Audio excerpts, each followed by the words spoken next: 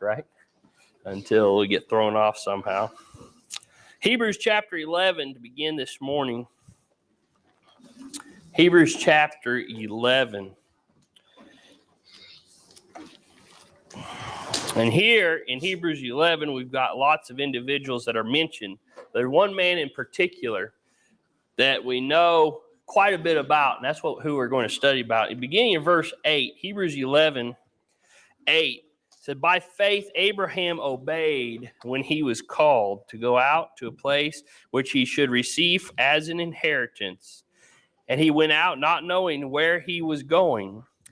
By faith he dwelt in the land of promise as in a foreign country, dwelling in tents with Isaac and Jacob, the heirs with him of the same promise. For he waited for the city which has foundations, whose builder and maker is God. By faith Sarah herself also received strength to conceive seed. She bore a child when she was past the age, because she judged him faithful who had promised. Therefore, from one man, and him as good as dead, were born as many as the stars in the sky in multitude, innumerable as the sand which is by the seashore. Then we see here, these all died in faith, not having received the promise, but having seen them afar off, were assured of them, embraced them, and confessed that they were strangers and foreigners on the earth." And what we see here is we see the verses 1 through 7 mentions other people like Abraham. And the other people like Abraham, their example of faith is given here, right? Did they have an unwavering faith? Did Abraham have an unwavering faith? Did Sarah have an unwavering faith? Andy's got a goofy grin on his face. She laughed. Sarah laughed, right? What did she laugh at? What she was told. And so that's one of the things that I want us to think about. Let's go on and read verses 16 through 19 here of Hebrews 11. "For where there's a testament, there also of necessity be the death of a testator. For testament is in force after men are dead, since it has no power while the testator lives. Therefore," well, it's wrong place, sorry. That's the wrong chapter, that was 9. Or excuse me, that was 9. All right. Back to Hebrews 11, verse 14. "For those who say such things declare plainly that they seek a homeland. And truly, if they had called to mind the country from which they had come out, they would have had opportunity to return. But now they desire a better, that is a heavenly country. Therefore, God is not ashamed to be called their God, for he has prepared a city for them. So because of faith, or by faith, Abraham, when he was tested, offered up Isaac. And he who had received the promises offered up his only begotten son, of whom it was said, in Isaac your seed shall be called, concluding that God was able to raise him up even from the dead, from which he also received him in a figurative sense." And so this is a synopsis of Abraham's life, right? A lot of us are familiar with Abraham and the things that happened. That's where we're going to go back to Genesis here. But we see here, as we look at verse 19, concluding that God was able to do what? Raise who up? Yeah. And so as we look at Abraham's life, I think what we'll see is Abraham was a man of great faith. So go to Genesis 11. But even though Abraham was a man of great faith, it took time for his faith to develop. Would you agree or disagree? Like anything else, you see something you may not believe the first time you see it. That's right. So if somebody wants to start reading, let's read the verses 27 through the end of the chapter, Genesis 11. Genesis 11, 27. Now these are the generations of Terah. Terah begat Abram, Norah, and Haran. And Haran begat Lot. And Haran died before his father Terah in the land of his nativity, in Ur of the Chaldees. And Abram and Norah took them wives. The name of Abram's wife was Sarai, and the name of Norah's wife, Milcah, the daughter of Haran, the father of Milcah, and the father of Ishka? Is that how you say it? Yeah. But Sarai was barren, she had no child. And Terah took Abram his son, and Lot the son of Haran, his son's son, and Sarai his daughter-in-law, his son Abraham's wife. And they went forth with them from Ur of the Chaldees to go into the land of Canaan, and they came unto Haran and dwelt there. And the days of Terah were 205 years, and Terah died in Haran. Okay, so we're introduced to who? Abraham and Sarah, right? We're also introduced to Lot, aren't we? Okay. And Lot had a big bearing on Abraham's life, and we're going to see that as we progress through. So we're talking about Abraham. As we come to chapter 12, we see now the Lord had said to Abram, and there's two names that are going to change. What are the two names? Abraham and Sarah are going to have a name change. And so Sarah's name, before it was changed, Sarai, meant governor, right? You knew that, right? Anyway, don't worry, I had to study it too. Governor, and Abram means father of height. Those were the two names that they had originally at this point. So Abraham, in verse 1, God says, get out of your country. He said, get away from your family and from your father's house to a land that I will show you. That command right there, is that a difficult command?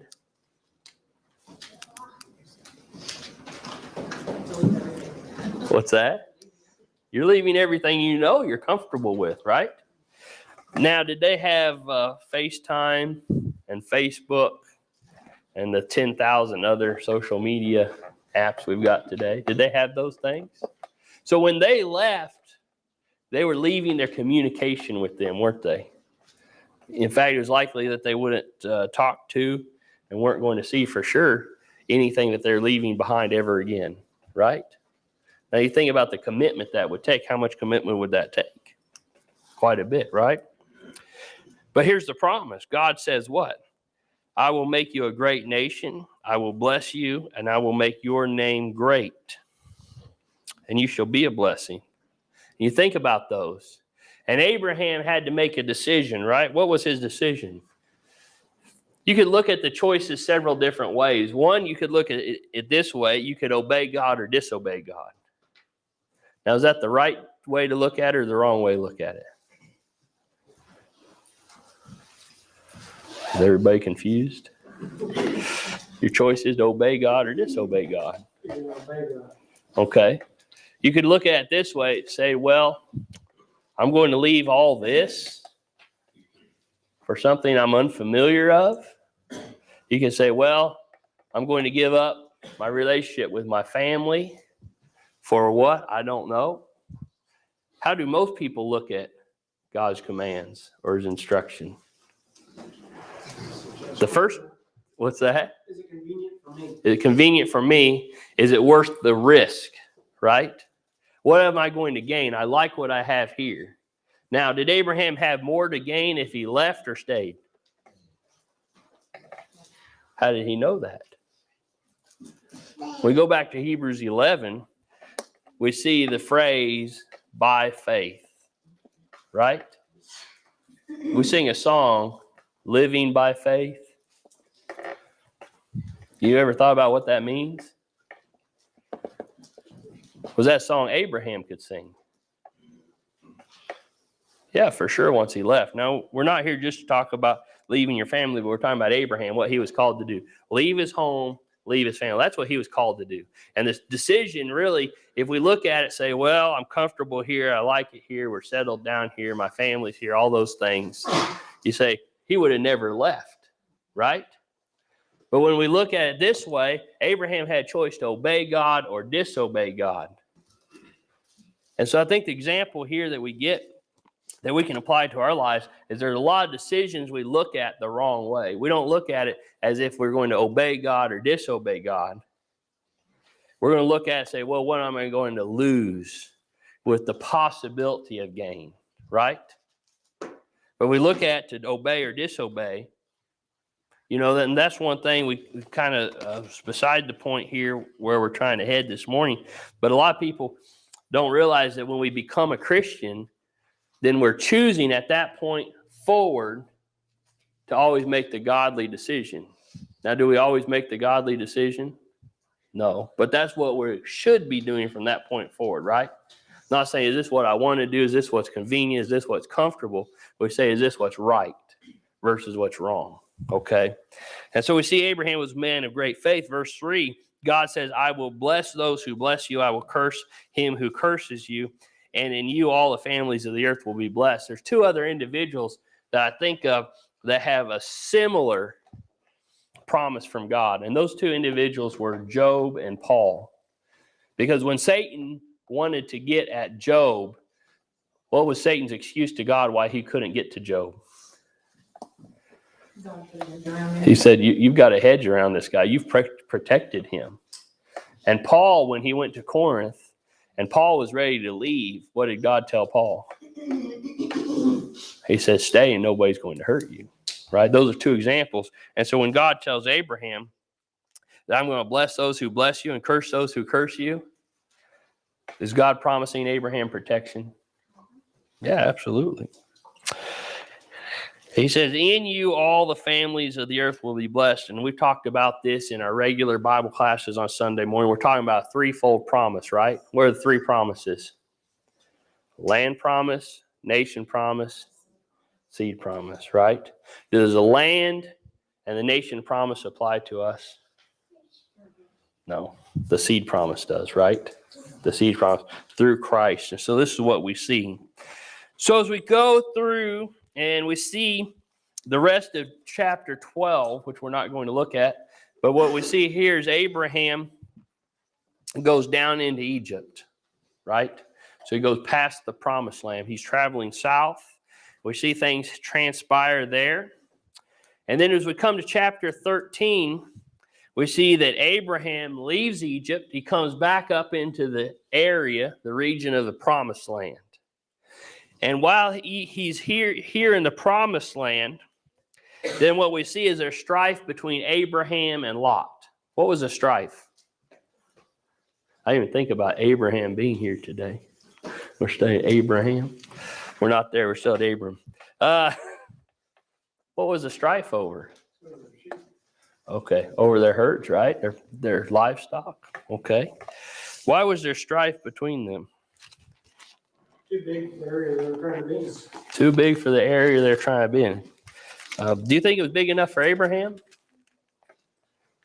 What was the promise? Or what was the command? You go back to Genesis chapter 12. Yeah, get away from your family, right? Was Lot a bad guy? He's mentioned in the Hall of Faith too. Yeah, he is. Okay. But he was a hindrance to God blessing Abraham, right? And God knew that. So as you go through and you see this, you come to chapter 14, that they divide up their herds and their flocks, and Abraham says, whatever you take, I'll take what's left over, basically, right? That's a synopsis. So you come to chapter 14, you see that Lot dwells where? Anybody know based on memory? Plain. In the plain, right? The well-watered plain of Jordan is described here. Okay? And then Lot finds calamity, and he's taken. He's kidnapped, him and his family, taking all his possessions. When you come to chapter 14, or not, verse 14, it says, now when Abraham had heard, how did Abraham hear? You look a couple verses ahead, what happened was one of the escapees from what was happening came and told Abraham. And when I was thinking about this, what was happening in chapter 14, here's what I thought. So you had a man, a servant, an individual that was in dire straits, right? When the kings of the plains, or when this war broke out, where Lot lost everything and got taken away, this individual that came and notified Abraham, was he caught up in all this? You look a couple verses ahead, and it says that he escaped. Verse 13. Then one who had escaped. If he escaped, what does that mean? Abraham. He ran, right? He was caught up in this mess also, wasn't he? Right? And once he escaped, think about the attitude of a lot of people. They say, I'm free. I'm good. It's not my problem now. But what did he do? Went and told Abraham. Right? What benefit was there for him of that?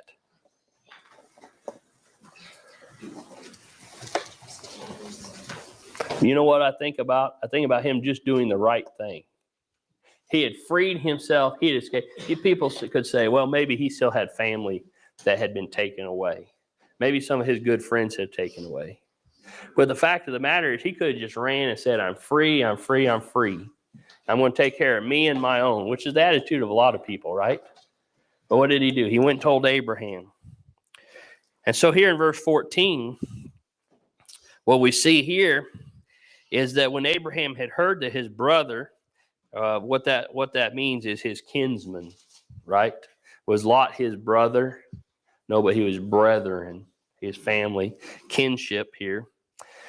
When Abraham had heard that his brother was taken captive, he armed 318 trained servants that were born in his own house, and he went in pursuit as far as Dan. When I think about this, 318 men, were these just 318 farmhands? What are they described as? Trained men, right? This was Abraham's security force that was born in his household. Now you think about that. How many people did Abraham employ? And that's really what the servant-master relationship could be compared to. We don't know. But he had 318 men that were born in his own house. And what did he have to do? Abraham had to get his army together, drop what he was doing to go rescue Lot, right? Again, well, we see Lot's a what? Second time, Lot's a thorn in his side, right? Okay. And so when I think about this, a lot of times in our children's classes or during VBS, sometimes if we study about Abraham and Sarah, and we see this little tent, we see Abraham and Sarah alone in the wilderness with their donkey or their camel that they lead through the wilderness carrying all their possessions. When Abraham traveled, when he went down to Egypt, how much went with him? A lot. If he had 318 soldiers in his household, I think, well, he probably maybe had, maybe there's 318 couples, that work for him, right? Which puts us up around 1,000 people. And so when Abraham traveled through the wilderness, and you imagine this caravan, Abraham packing up and traveling through, it wasn't Abraham and Sarah, like I said, their donkey that they're leading their tent on. We're talking about massive herds, hundreds, probably thousands of servants that were traveling with him. And so when they came through an area, do you think it was noticeable? Absolutely. Absolutely. It wasn't just 318 soldiers and their wives. I figure the ratio is maybe one soldier per 10 other servants. Well, these were the ones born in their house. So I'm saying if their parents, all the soldiers, 318 of those soldiers had parents that were Abraham's. Age. Yeah. Well, yeah. 3,000, 5,000. Yeah.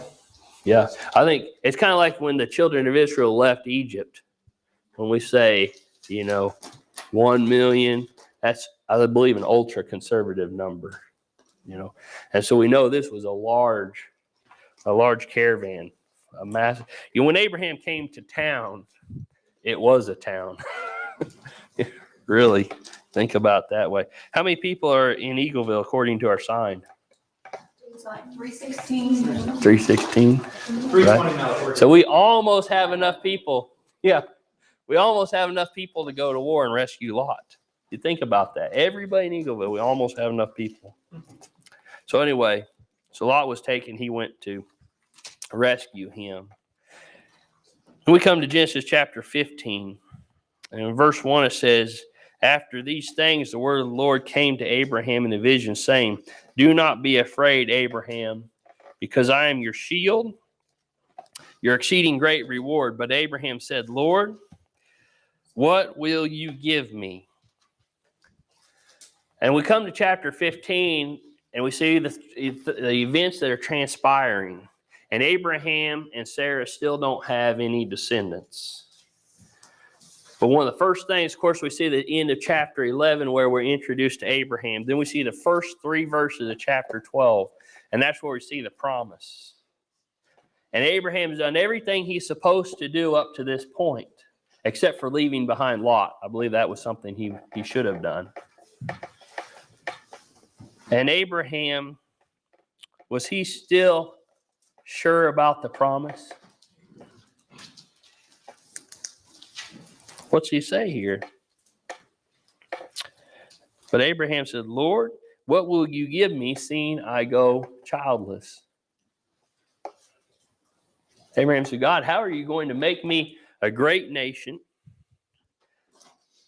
a land promise, have many descendants, and have the seed when I still go what? Yeah. So how are you going to give me these things? We ever have moments like this in our faith? We say, I just don't know how this is going to work out, God. You say it will. I don't know how it's going to work out because I can't see how you're going to make it happen. There's another song we sing. I know the Lord will make a way or find a way for me, isn't it, in the books? How do a lot of people sing it? Tyler might know. The Lord will do what? Yeah. Is there a problem singing it either way? I don't think so. But what's the difference between find a way and make a way?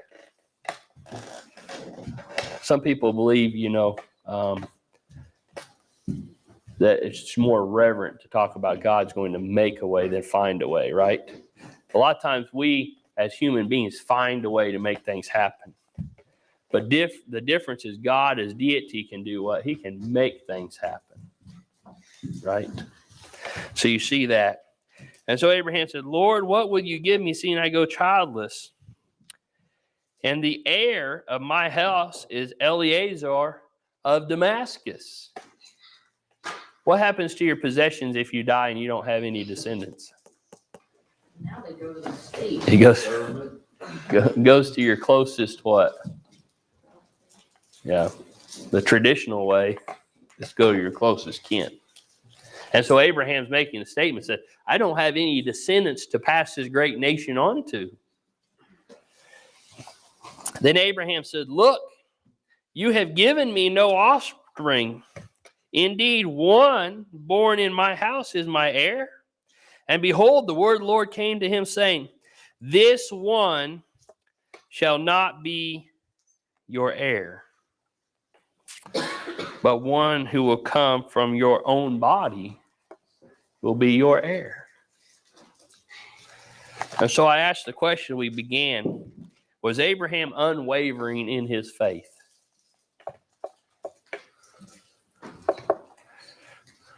He questioned. He questioned. He wavered in his faith.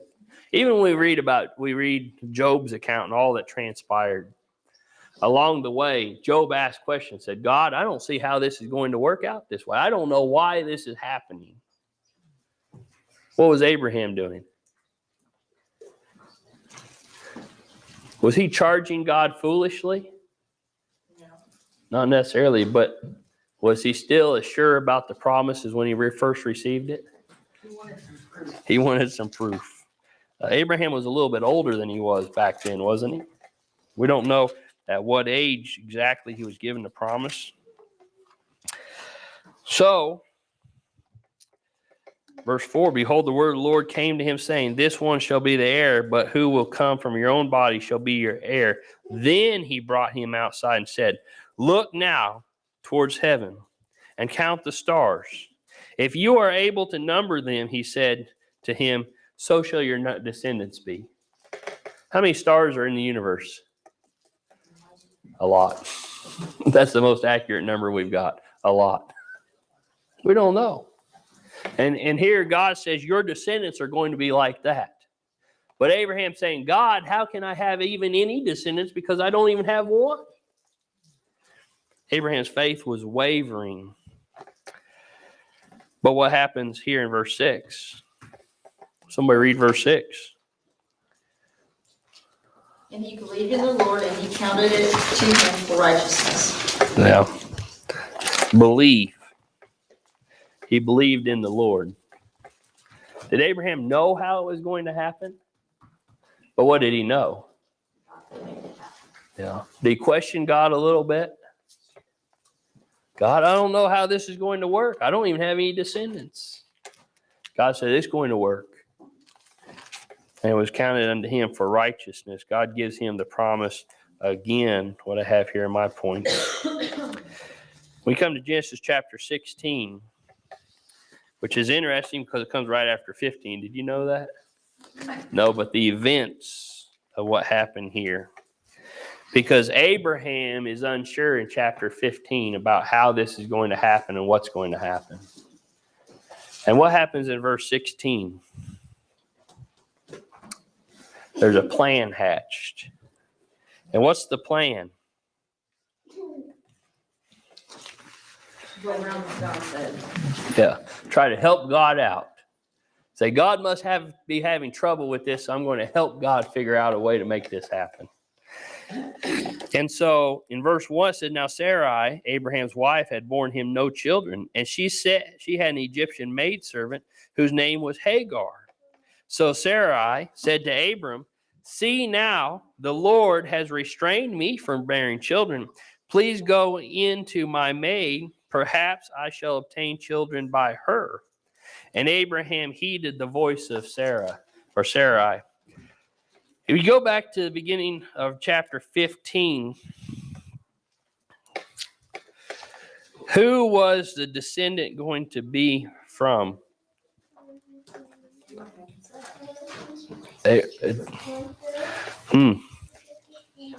You're right. But who's the promise given to? If you go back to chapter 12, who's the promise given to?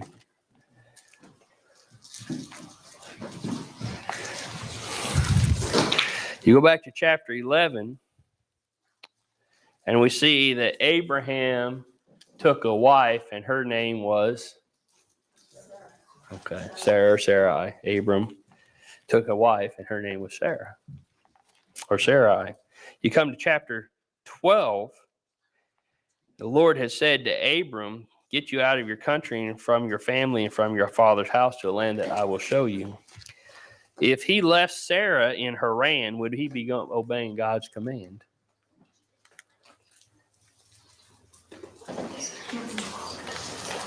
Why?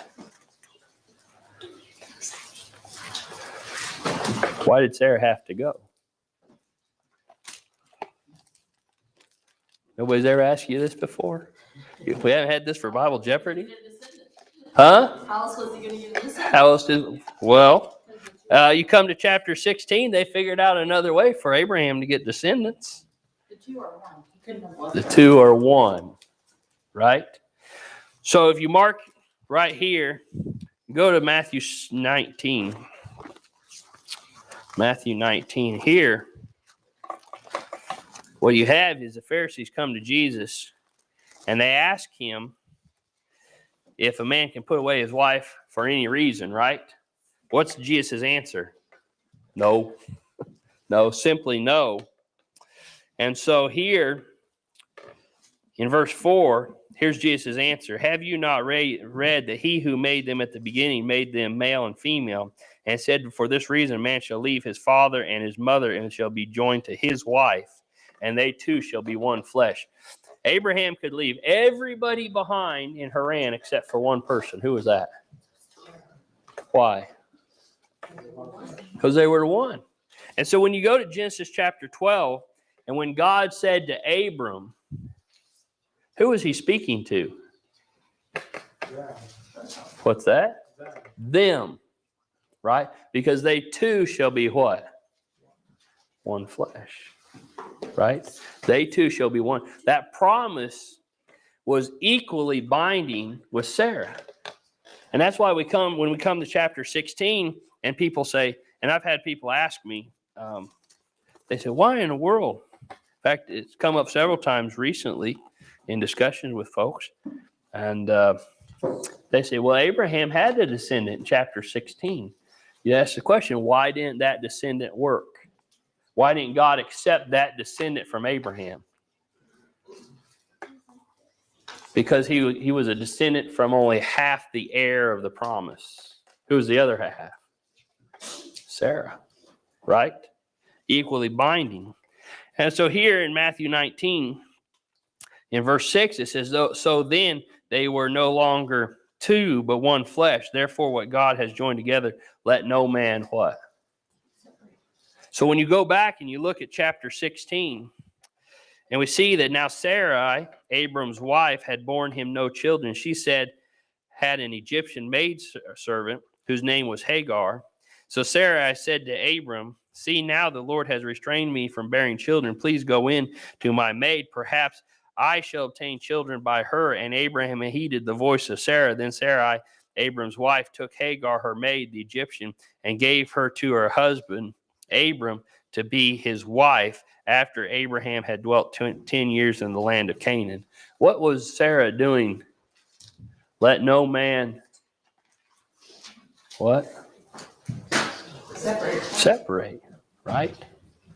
Was this going to work for God? No, we got several reasons. One is because Isaac was going to come at the right time.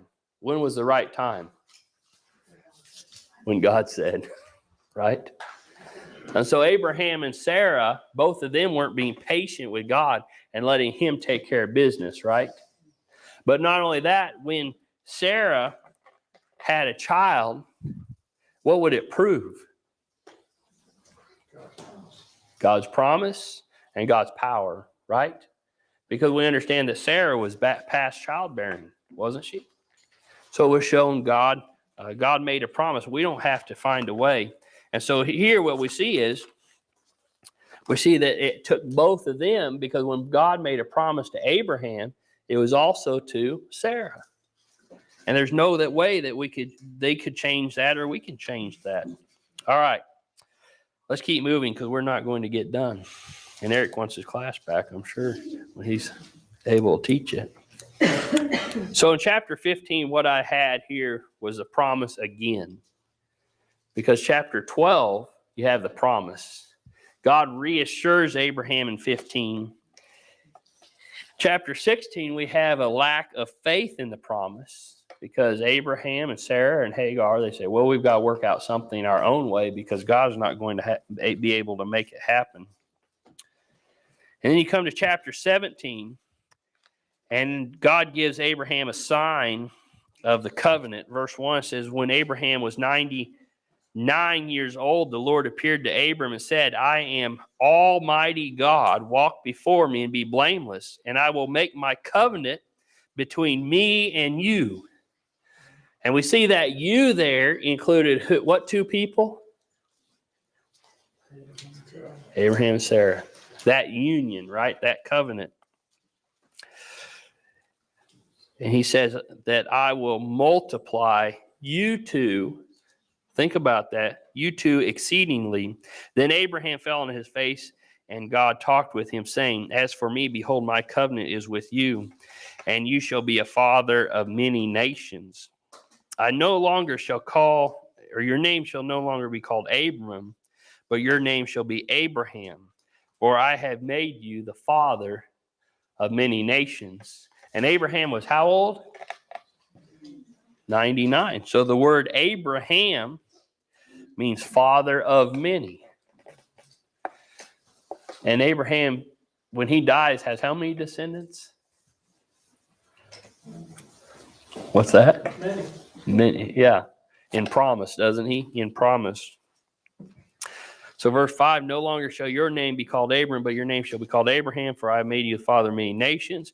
I will make you exceedingly fruitful, and I will make nations of you, and kings shall come from you. Now, we don't have really time to talk about this, but did Hagar's son have a nation?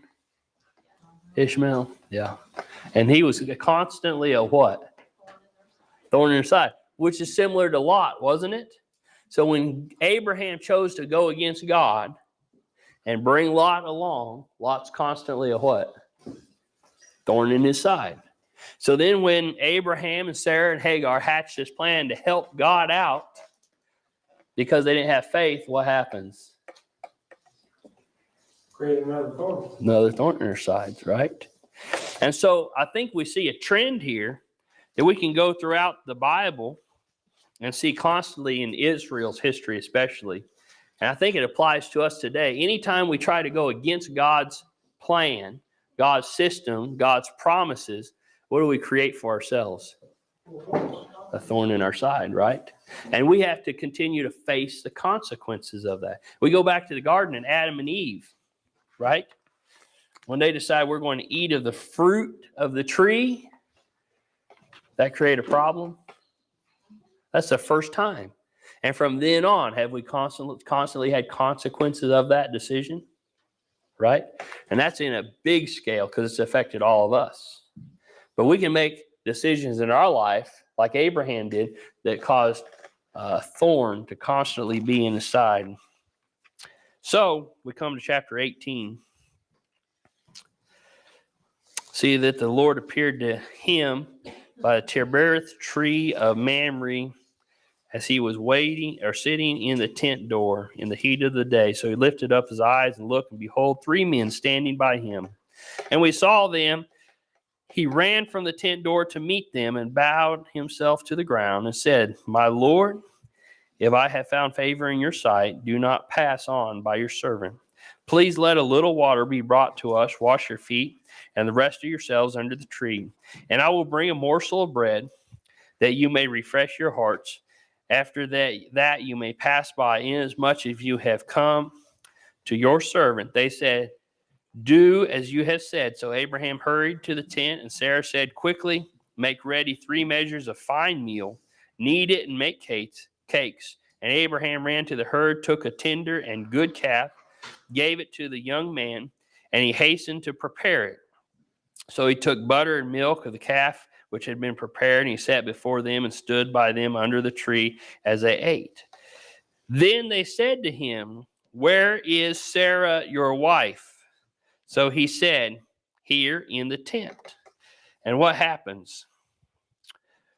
Well, verse 11, Abraham and Sarah were old and well advanced in age, and Sarah had passed the age of childbearing. Therefore, Sarah laughed within herself, saying, What? After I have grown old, shall I have pleasure in my Lord being also old? What did we skip over? What verse did we skip? What was the message?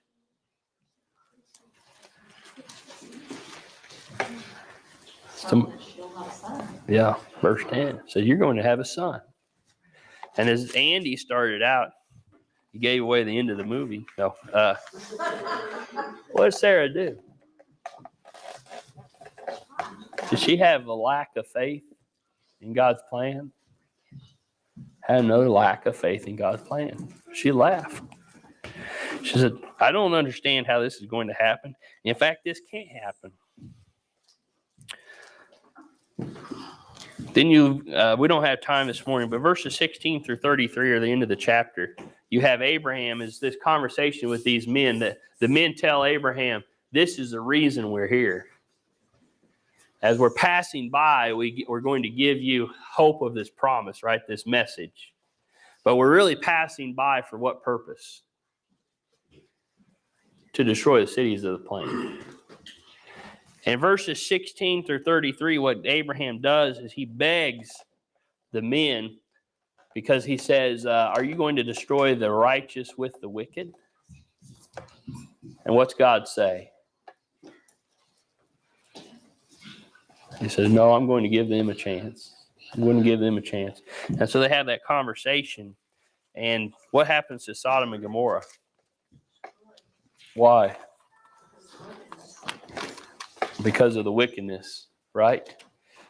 Abraham, as you go through and you get to the end of near the end of the chapter, and they finally say, if there's how many there, God's willing to spare the city? Anybody remember? 10.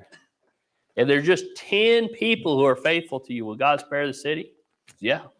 How many people were in the city? We don't know. But if there was 100, it would be 10%. If there's 1,000, it would be 1%. There's 10,000, it'd be 0.1%, right? Do the math. Said, I won't spare it. Because there's not enough righteousness to spare. And we see this example, again, this is another pattern we see throughout the Bible. As God spares the nation as long as there's what? Enough righteousness, right? And so if we want hope for our nation, Proverbs 14:34, righteousness exalts a nation, but sin is reproach to any people. If Lot could have just found 6 more people in the city, it would have been spared. But they didn't find it. So you work your way. Chapter 21, Isaac is born. And finally, Abraham and Sarah can have complete faith because they see the reality of God's promises. But then as you come to chapter 22, what's God call Abraham to do to their only descendant? Offer him up. Yeah. It says kill him. Which leads us back to Hebrews chapter 11. And we'll finish up right here. And we know what happened in Genesis 22, where Abraham made 3 days' journey. They went up on the mountain. And his son asked him, he said, wait, where's the sacrifice? And from what we learn from the book of Hebrews is this, verse 17, by faith, Abraham, when he was tested, offered up Isaac, and he who had received the promise offered up his only begotten son, of whom it was said, in Isaac your seed shall be called, concluding that God was able to raise him up. Think about that. He was willing to do it because he had confidence in who? God, right? Did Abraham have times where his faith was wavering? Absolutely. But what did he continue to do? Trust God, trust God, trust God. Keep trusting God. And when we look back, what do we see? God's providential care. Any questions or comments? All right. Thank you for your time.